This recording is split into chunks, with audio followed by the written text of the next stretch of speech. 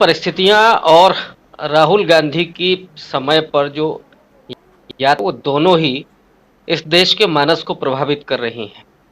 जी।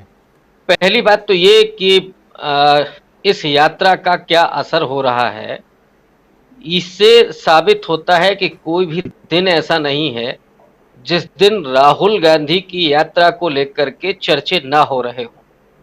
हर दिन राहुल गांधी सुर्खियों में हैं।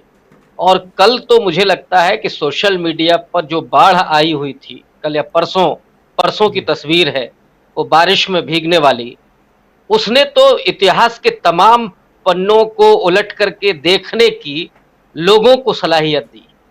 मैंने कई लोगों को सुना, किसी ने कहा कि 1974 में जो जयप्रकाश नारायण की वो सभा थी जिसमें वो बारिश में भीग करके भाषण दे रहे थे। किसी जी। ने याद दिलाया कि पिछले महाराष्ट्र के विधानसभा चुनाव में शरद पवार ने जिस तरह से बारिश में भीगते हुए भाषण दिया था।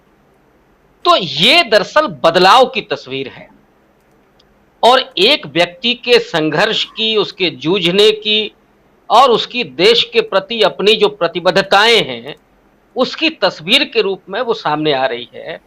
और जो छवि राहुल गांधी की बनाई गई थी, जी। उस छवि को धुल दिया है पूरी तरीके से इस बारिश ने।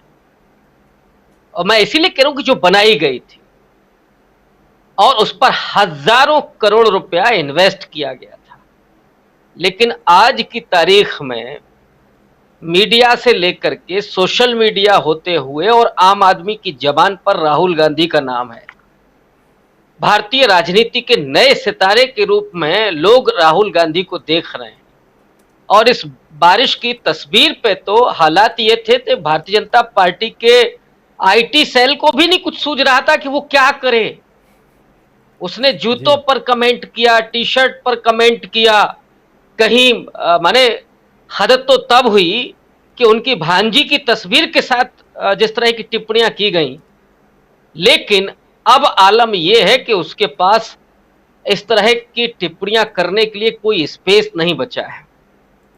और वो जो उनके महानायक हैं, वो महानायक अब क्या करेंगे ये तो आने वाले वक्त में बताएगा।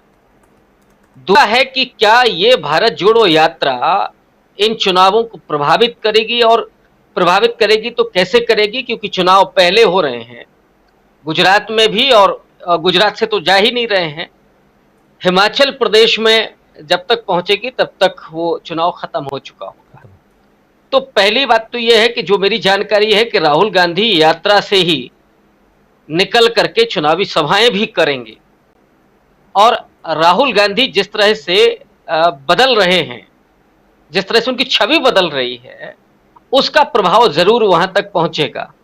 जो कॉन्फिडेंस आ रहा है, देखिए एक जी। व्यक्ति को आप जिस तरह से लिख रहे हैं, बोल रहे हैं, जो मजाक उड़ा रहे हैं, राहुल गांधी सामान्य व्यक्ति हैं, तो ऑब्वियस है कि वो मानस पर प्रभाव पड़ता है उसका। लेकिन अब जो कॉन्फिडेंस उनके भीतर आ रहा है, वो जिस तरह से सवालों का सामना कर रहे हैं, लोगों से संवाद कर रहे हैं, और जब कोई नेता, जब कोई व्यक्ति लोगों से सीधे संवाद करता है तो वो जननायक बनकर के उभरता है। अभी धनंजय जी ने गांधी जी की बात की कि गोपाल कृष्ण गोखले से मिलने के बाद जो उनको पहला संदेश दिया गया था कि भारत को जानिए, भारत को पहचानिए, भारत से जुड़िए, ये उसी तरह की यात्रा राहुल गांधी कर रहे हैं। और मुझे तो ताज्जुब इस बात का है कि 15 दिन में जब ये आलम है, तो अभी तो कितना लंबा समय है, 4.5 महीने बिल्कुल। के बाद क्या होगा। इस यात्रा का पूरा असर होने जा रहा है। दूसरा, एक और महत्वपूर्ण बात कि जिस व्यक्ति ने अपने पिता को खोया हो, अपनी दादी को आतंकवादी हमले में खोया हो, वो व्यक्ति जिस तरह से लोगों के बीच में जाकर के मिल रहा है, माने कलेजा आपका कांप जाता होगा कि कहीं कुछ ऐसा हो ना जाए। और एक माननीय प्रधानमंत्री जी हैं जो पंजाब में जाकर के कुछ किसान अगर केवल काला झंडा दिखा देते हैं तो वो मुख्यमंत्री को कहते हैं कि थैंक यू बोल देना कि मैं जान बचा करके लौट आया। ये जो जज्बा है, ये जो संघर्ष है राहुल गांधी का, जो निडरता है और लोगों के प्रति विश्वास है। आप प्रधानमंत्री काहे के हैं अगर आपको अपने किसानों पर, अपने मजदूरों पर, अपने देश के लोगों पर भरोसा नहीं है? राहुल गांधी अपने परिवार के दो दो लोगों के खोने के बाद ये कह रहे हैं कि नहीं, मुझे मुझे लोगों पर भरोसा है और मुझे लोगों के भरोसे को जीतना है। ये जो मानस है, ये जिस पूरे भारत के मानस को राहुल गांधी बना रहे हैं, ये मुझे लगता है कि आने वाले वक्त में इस देश के इतिहास की बहुत बड़ी थाती साबित होगी। और इसीलिए पिछले कई साल से मैं इस बात को कह रहा हूं कि इस देश में कोई ताकत यहाँ के लोकतंत्र को, संविधान को और जो भारतीयता है उसको मिटा नहीं सकती है। वो चाहे जितने तोड़ने की कोशिशें हों, लेकिन ये देश इतना मजबूत है, वो अपनी तमाम विसंगतियों के बावजूद, उसमें बहुत सारी खराबियां हैं और हम सब जानते हैं, लेकिन बावजूद इसके ये देश अटूट है, अडिग है। अंग्रेजों ने और यूरोपियों ने जो कभी सोचा भी नहीं था कि ये राष्ट्र हो सकता है इतनी विविधताओं के बावजूद, और वो राष्ट्र उसी तरीके से आज भी है। और एक बात और मैं इसी में जोड़ दूं, 50 के दशक में करीब 44 या 46 देश आजाद हुए थे, उनमें से एकमात्र भारत बचा है जो अपने उसी वजूद में आज तक कायम है, वरना पाकिस्तान के भी दो टुकड़े हो गए। ये वो मुल्क है, इसलिए दुनिया की कोई भी ताकत अब इसे नहीं तोड़ सकती, क्योंकि 90 साल लगे हैं इस देश को बनने में, आजादी के आंदोलन। अब आपका जो मूल सवाल है कि इसका क्या प्रभाव पड़ेगा, ऑब्वियस है कि प्रभाव पड़ेगा, कितना पड़ेगा ये मैं नहीं कह सकता क्योंकि मैं बहुत दूर बैठा हूं। लेकिन सर्वे जिस तरह से हो रहा है, ये भी है कि एक चुनावी प्रबंधन का हिस्सा है, हम सब जानते हैं। और इसलिए मैं कह रहा हूं कि चुनावी प्रबंधन का हिस्सा है क्योंकि इसके सवालों को अगर आप देखिए, क्या इसमें सवाल पूछा गया कि लोग सरकार बदलना चाहते हैं क्या, लोगों की दुश्वारियां क्या हैं, ये सवाल था क्या, ये सवाल क्या था कि विपक्ष में आप किसको देखना चाहते हैं, ये ऐसे सवाल नहीं थे।